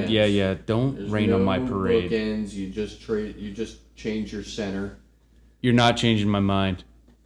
It's ugly, man. But I got the Packers starting 8-0, baby. Come on, undefeated season. This guy's a Packers fan, actually. If you Packers guys didn't know Texans that. Super Bowl. He's got something with green, Yeah. Fucking weirdo. I'm biased for green. Yeah. Great color. but that is just insane. Yeah, man. All right, then week 9, we got Green Bay heading to Gillette. Give me Play the Pack. Patriots. Give me the Packers to win here. Give me the Patriots to win here, and this is where my hot take starts from earlier. Pats win this game. LaFleur on the hot seat. Okay. I love it. He won't be on the hot seat on my screen because Jesus. this will be their first loss of the season, but I will also take the Patriots. I think this is going to be a tough game for them. Riding hot as hell at 8-0. And they go to 8-1. And then week 10, Vikings at Green Bay. Give me Green Bay at home here. Give me the Vikings here, and Matt LaFleur is fired. Yeah, give me Green Bay here. I think they sweep the Vikings. Big broom guy. And then we got the bye week. And then coming out of the bye week, they got a powerhouse coming, or they're going to a powerhouse. It's Green Bay heading to LA to play the Rams. It's the Rams. They're at home. Jordan Love might not live to see another day after this game. Give me the Rams here. Gotta go with the Rams. I just don't see anyone beating the Rams unless they're not healthy. And at the moment, they're healthy. So I will take the Rams. And then week 13, Green Bay at Saints. Give me these Saints, man. Give me Tyler Shuck. I think it's going to be a really good game, but I think Shuck gets it done to end the game. I'll take Green Bay in this one. Okay. I'm high on the Saints. They're at home. I'm going to give them this win. I think the Saints take this and start a little bit of an L streak for my Green Bay Packers. And week 14, we got the Buffalo Bills going to Lambeau. Give me Haley Steinfeld's husband to solidify his MVP running. Give me the Bills at home. Or give me the Bills on the road. Big regular season guy, for sure. Fuck you. Love you. If Haley's at this game, I'm going to be sitting on my couch and turn into a fucking old-timey cartoon train whistle.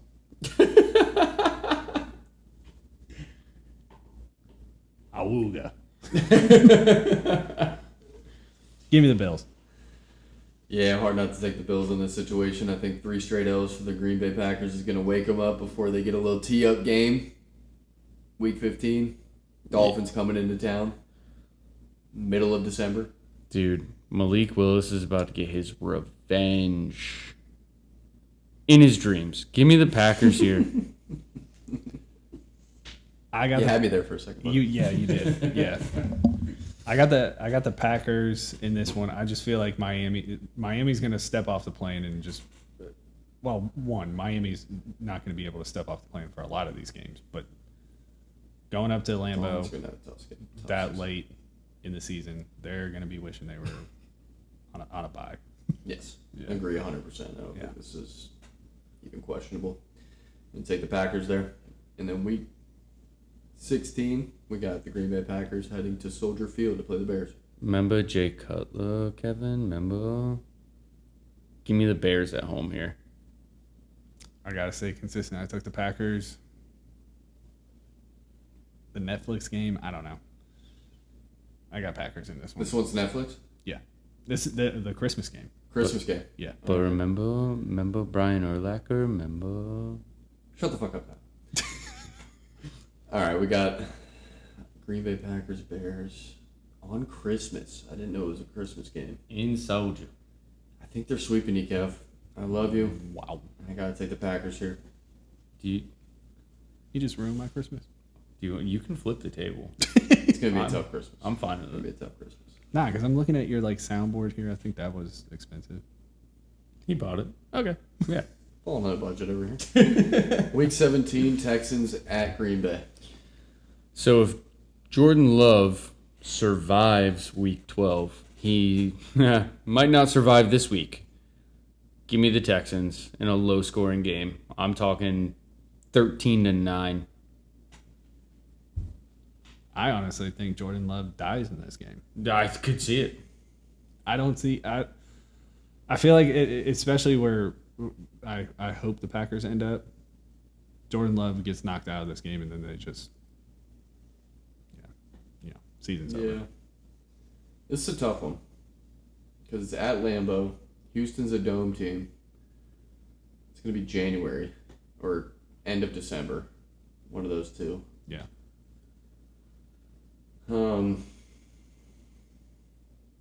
Micah's healthy. You took the Texans to go 16-1. Just I remember.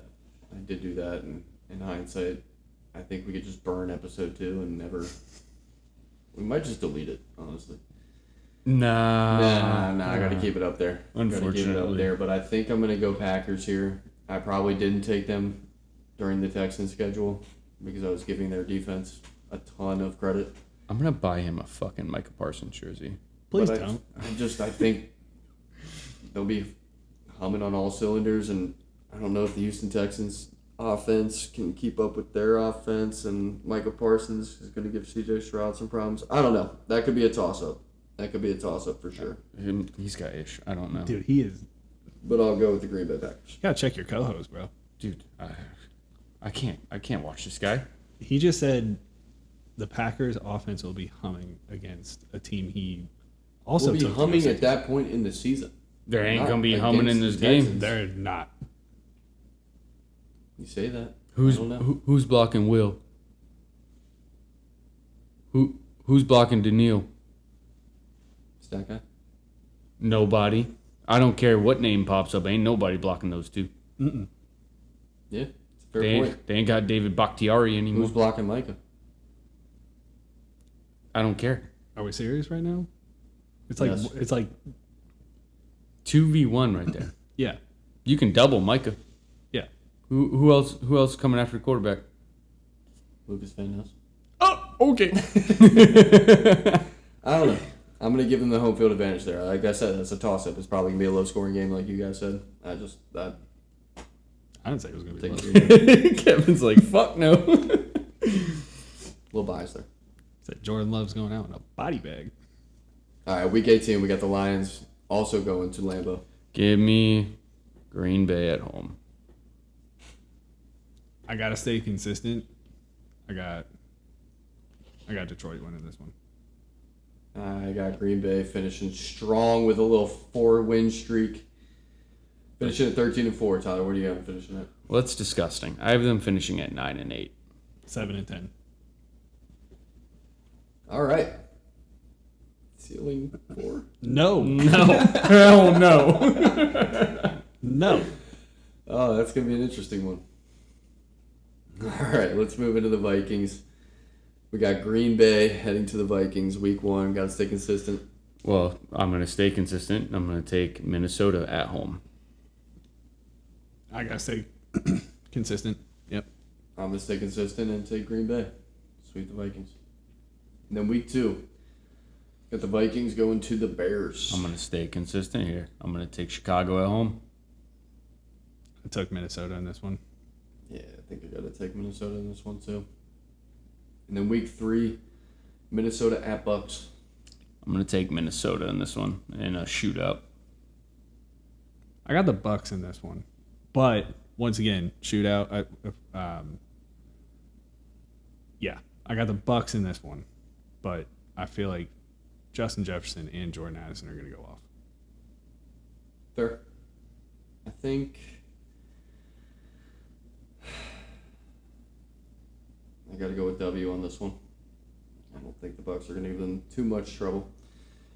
And then week 4, Dolphins at Vikings.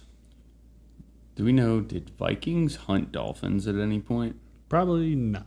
You don't think so? Well, they will be that week. Oh, okay. Yeah, give me the Vikings and by a lot. By a fucking landslide. I got Vikings in this one. Yeah, I know it's tough. I know it's tough to say it, but yeah. Yeah. Vikings easy W there. And then week 5, Vikings at Saints. I shockingly have the Vikings going to New Orleans and winning this game. That's shocking. If you listen to the NFC South podcast and how high I am on the Saints, yes. Oh. I got the Vikings in this one. I got But- the Saints. I will say the Saints will look good. I'm high on both these teams. This is Yeah. a tough one. A lot of It's a teams. tough one, and when in doubt, go with the home field advantage. I got to give the Saints Superdome advantage there. A lot of teams are going to be getting shucked this year. Okay. Yeah. Yeah, agreed. Playing on words. Okay. Mm-hmm. I'll be doing that. I know things sometimes. All right, then early bye week for the Vikings, and then week 7, Colts at Vikings. I don't want to be too disrespectful, but to me, this is back-to-back bye weeks. Give me the Vikings.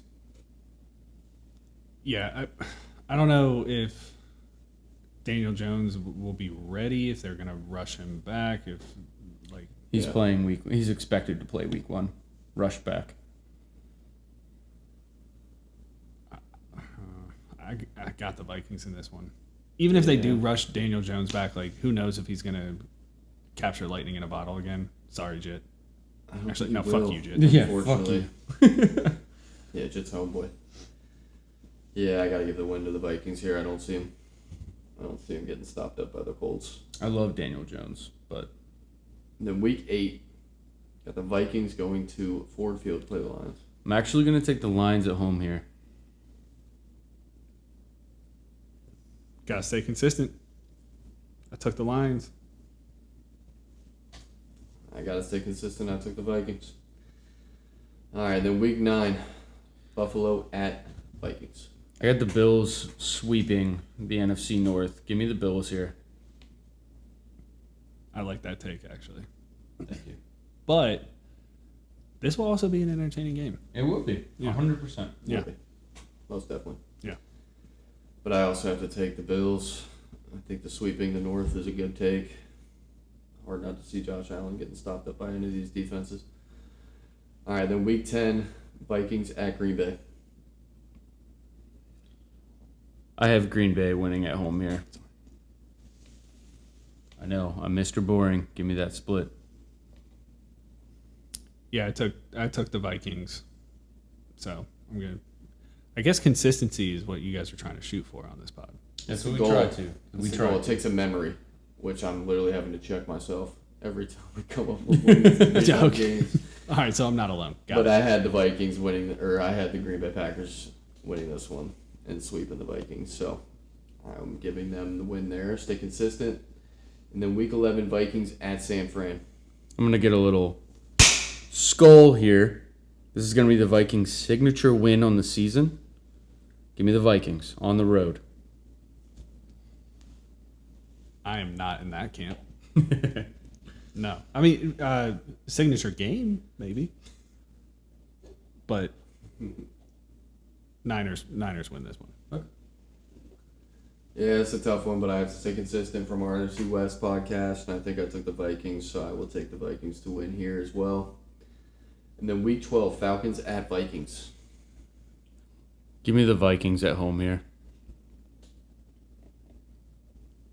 Two good games for them. These are signature game. I feel like actually high scoring in the Niners, or at least hopefully they're not all shocked to death. Yeah, substation.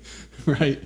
But for this Falcons game, it's going to be high scoring as well. But I'm going to give it to the Vikings.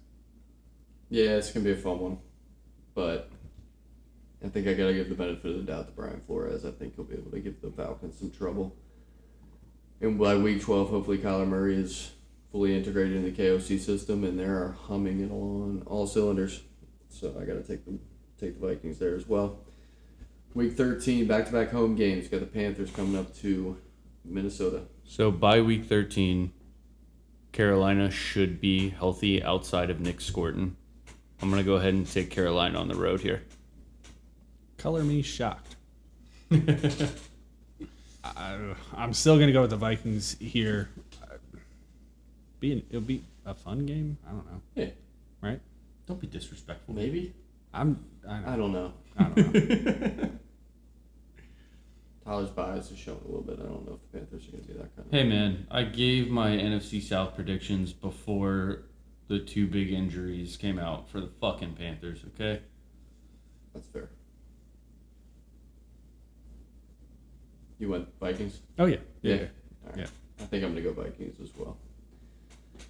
In a blowout. Fuck you. All right, then week 14, Vikings at Patriots. I'm going to go ahead and take the Vikings on the road here. I'm going to take the Patriots. I do not know why. Don't ask me why. Why? Fuck. I like your thinking, Kev. I think the Patriots take this one, too.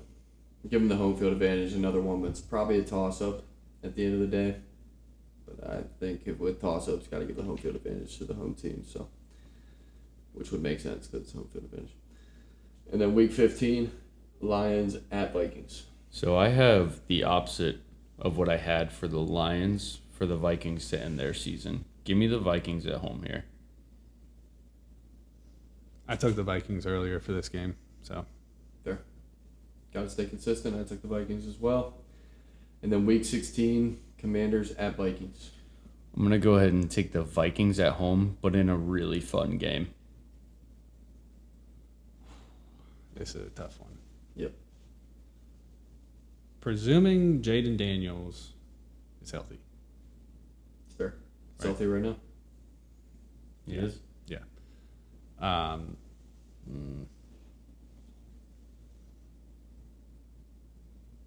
Fuck it. Let's go Commanders. Love that, Kev. Love that and hate that at the same time. Having a harder time hitting Jaden Daniels with this quarterback show, but I think I got to go with the Vikings. I'm high on the Vikings. I'm not high on the Commanders really at all.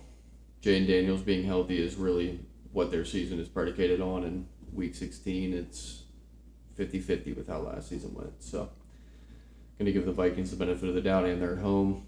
And then week 17, Vikings at Jets. The only Jets I want to see in this game is Jay Jettas. Give me the Vikings to kick the shit out of New York on the road. Yes, sir. Yeah, I think at this point, New York is fighting for third overall pick. First overall? Top three, for sure. Top Yeah. three. I see no way the Jets even show up to this game. Really feel bad for Jets fans. I really don't. do. I do. But I got to go with the Vikings here. And then week 18, Bears at Vikings. I have the Vikings finishing out on a 5-game win streak. Give me the Vikings at home in another very fun game. Once again, this game is going to be flexed to Sunday night for the division. Probably. Yeah. I took the Bears. I'm going to add a wrinkle to this, though. I feel like Cairo wins it again for us. I feel like I got to take the Vikings. I think they sweep you, boys. I think they sweep the Bears. So I will take the Vikings. I have them finishing at 12-5. I also have them finishing at 12-5. I have them at 10-7. Did I do my math right? Yeah. Yeah. Yeah. That sounds right. Yeah. And then I have them at 12-5. Could be a good, interesting season for the Vikings. Yep. I think it relies a lot on Kyler, but if he's healthy and integrates into that KOC system well, sky's the limit. I think with that defense being at least middle of the pack, I don't expect him being top 10. I don't expect him being bottom 10. So Yeah. Going it over should be interesting. my predictions from earlier, I have the Bears and Vikings finishing 12-5. So we'll see on my end who gets the tiebreaker there. I have the Green Bay Packers finishing at 9-8, and I have the Lions finishing at 7-10. So my 1 through 4 is consistent to what I put earlier. My predictions are also consistent. I have the Packers finishing first. I have them at 13-4. Crazy. Vikings finishing in second at 12-5. Bears finishing third at 9-8, and then the Lions finishing in fourth place for the second season in a row at 8-9. I mean, just looking at what I've got right now, I'm consistent with my, I guess my standings, whatever we want to fucking call them. I got the Bears 11-6 and the Vikings 10-7. I'm comfortable with that because give or take like one game, they're still 1-2. Yeah. Lions 9-8. I wish Green Bay was 0-16, but I think they'll be 7-10. Fair. This was fun, boys. This was fun. Kev, thank you for joining us, dude. Great Yeah, pod. man. Great pod. Hell of a first guest to have on the pod, man. Yeah. I appreciate you guys, just letting me be able to talk some shit. Yeah, Right. of course, man. That's what we do. Yeah, man. We love a little bias in the chat. I went from being the stat guy last week, that was the ask, to being a guest. You Our got first promoted guest. without doing a damn thing. That's got to feel pretty good. Hey, brother, that's my life. Hey, we love that, man. Yeah. We love that. But yeah, heck of an episode. Love the NFC North. Should be a really fun season to watch for that division. Next up is going to be the AFC North. Trying to flip-flop as much as we can. That should be another fun-filled one. I think that's going to be pretty competitive. Absolutely. If I had to guess. So be on the lookout for that one. And then obviously check out the NFC West and AFC West podcast. Those were definitely our best yet. And just a learning experience, trying to get better one podcast at a time. But thank you for anyone who's listening. And we will see you next time. Much love. Bye-bye.